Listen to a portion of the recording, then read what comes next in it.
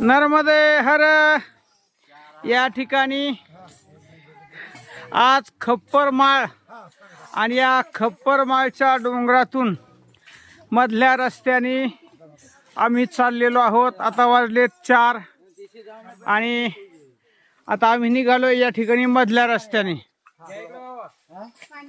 आणि खप्परमाळ तसं फार कठीण आहे, रस्त्याने जर गेलं तर 10 किलोमीटर आहे आणि मधून चाललो तर या ठिकाणी 3-4 किलोमीटरचा प्रवास आहे।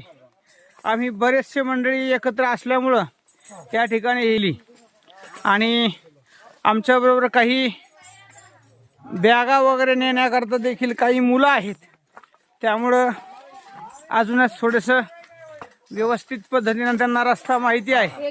नर्मदे हर, नर्मदे हर,